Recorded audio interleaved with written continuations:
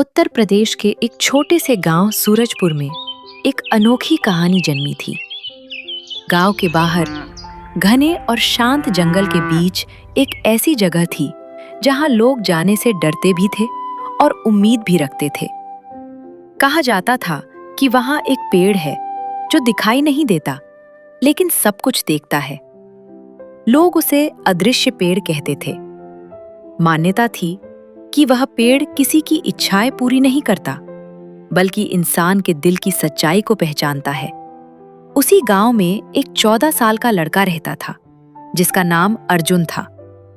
अर्जुन अनाथ था। उसके माता पिता का देहांत तब हो गया था जब वह बहुत छोटा था। वह अपनी बूढ़ी दादी के साथ मिट्टी की एक टूटी फूटी झोपड़ी में रहता था। बरसात के दिनों में छत टपकती थी और गर्मियों में दीवारें तपती थीं। खाने के लिए कई बार सिर्फ सूखी रोटी ही नसीब होती थी। गांव के बच्चे अक्सर अर्जुन का मजाक उड़ाते थे। कोई उसके फटे कपड़ों पर हंसता तो कोई उसके पुराने जूतों पर, लेकिन अर्जुन कभी जवाब नहीं देता था। उसकी दादी हमेशा उसे समझाती थी, बेटा, इंसान की असली ताकत उसके कपड़ों या पैसों में नहीं, उसके चरित्र में होती है। गांव में एक जमींदार रहता था जिसका नाम महेंद्र सिंह था। वह बहुत अमीर था और उसके पास आधे गांव की जमीन थी, लेकिन उसका दिल उतना ही कठोर था जितना उसका रुतबा बढ़ा। वह गरीबों की मजबूरी का फायदा उठाता था और कम दाम में उनकी जमीन खरीद लेता था। जो लोग मना करते उन्हें वह तरह तरह से परेशान करता। एक दिन वह अर्जुन की झोपड़ी पर पहुंचा। उसने दादी से कहा, अरे बूढ़ी माँ, ये जमीन बेच दो, तुम्हें पैसे दे दूंगा। दादी ने मना कर दिया। उन्होंने कहा कि यही उनकी आखिरी उम्मीद है। जमींदार ने मुस्कुराते हुए चेतावनी दी, ठीक है, फिर याद रखना। कुछ दिनों बाद अर्जुन लकड़ियां इकट्ठा करने जंगल गया। जंगल के अंदर उसे एक बुजुर्ग साधु मिले। साधु ने उससे पूछा, क्यों बेटा, आंखों में इतना बोझ क्यों? अर्जुन ने अपनी गरीबी, लोगों की बातें और जमींदार की धमकी के बारे में सब बता दिया। साधु मुस्कुराए और बोले, अगर दिल सच्चा हो तो अदृश्य पेड़ भी दिखाई दे सकता है, लेकिन याद रखना, वो पेड़ किसी को अमीर नहीं बनाता, वो इंसान को अंदर से मजबूत बनाता है। अर्जुन उस बात को सोचता हुआ घर लौट आया। कुछ दिनों बाद गांव में अचानक आग लग गई। एक गरीब परिवार की झोपड़ी धू धू कर जलने लगी। अंदर एक छोटी बच्ची फंसी हुई थी। लोग दूर खड़े थे। कोई भी अंदर जाने की हिम्मत नहीं कर पा रहा था। अर्जुन ने एक पल भी नहीं सोचा। वह आग के अंदर दौड़ गया। धुएं और लपटों के बीच उसने बच्ची को ढूंढा और उसे अपनी बाहों में उठाकर बाहर ले आया। उसका हाथ बुरी तरह जल गया था। उस रात जब अर्जुन जंगल से गुजर रहा था, उसे दूर हल्की सी रोशनी दिखाई दी।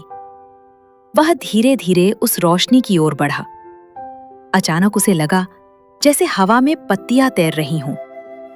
सामने एक विशाल पेड़ था, लेकिन उसका तना साफ दिखाई नहीं दे रहा था। मानो वह आधा इस दुनिया में हो और आधा किसी और दुनिया में। उसे एक गूंजती हुई आवाज सुनाई दी।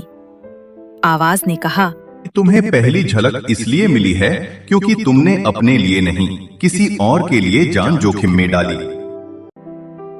अर्जुन ने आंखें बंद करके कहा, मुझे अमीरी नहीं चाहिए, बस मेरी दादी खुश रहें। आवाज ने उत्तर दिया, खुशी मांगने से नहीं, बांटने से मिलती है। धीरे धीरे वह रोशनी गायब हो गई। लेकिन जमींदार को अर्जुन की बढ़ती इज्जत पसंद नहीं आई। उसने उस पर चोरी का झूठा आरोप लगा दिया। पंचायत बैठी। जमींदार ने कहा कि अर्जुन ने उसके खेत से अनाज चुराया है। अर्जुन ने शांत स्वर में कहा कि उसने कुछ नहीं चुराया। पंचायत ने उसे 3 दिन का समय दिया कि वह अपनी बेगुनाही साबित करे। उस रात अर्जुन फिर जंगल गया। उसने मन ही मन कहा, अगर सच में कोई शक्ति है तो मुझे रास्ता दिखाए। वही गूंजती आवाज फिर सुनाई दी। आवाज ने कहा, सच को शोर की जरूरत नहीं होती, साहस की जरूरत होती है। सुबह नदी किनारे जाओ। अगली सुबह अर्जुन नदी किनारे पहुंचा। वहां उसने देखा कि जमींदार का नौकर अनाज के बोरे छुपा रहा था। अर्जुन समझ गया कि यह साजिश थी। पंचायत में जब नौकर से पूछताछ हुई तो वह डर गया और उसने सच कबूल कर लिया।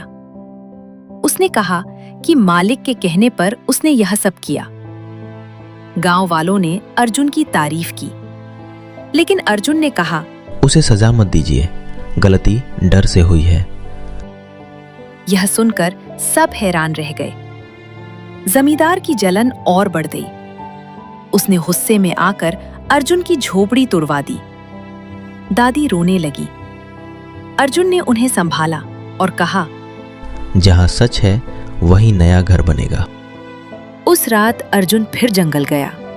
इस बार अदृश्य पेड़ पूरी तरह प्रकट हुआ। उसकी शाखाएं चमक रही थी।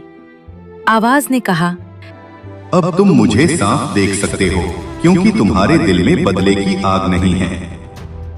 अर्जुन ने कहा कि वो बदला नहीं चाहता, वो चाहता है कि पूरा गांव बदले। अचानक आसमान में काले बादल छा गए। तेज बारिश शुरू हो गई।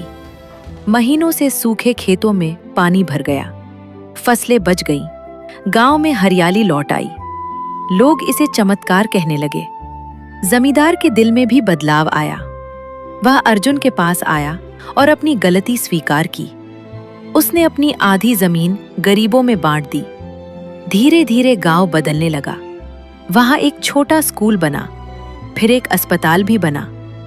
कई साल बाद जब अर्जुन जवान हो गया, वह फिर उस जगह गया जहां उसने अदृश्य पेड़ देखा था। लेकिन इस बार वहां सिर्फ एक साधारण पेड़ खड़ा था। कोई चमक नहीं, कोई आवाज नहीं। तब अर्जुन को समझ आया कि अदृश्य पेड़ कोई जादुई शक्ति नहीं था, वह उसके अपने अच्छे कर्मों की ताकत थी। जब इंसान का दिल साफ होता है तो प्रकृति भी उसका साथ देती है। जब इंसान बदले की जगह क्षमा चुनता है तो बदलाव शुरू होता है।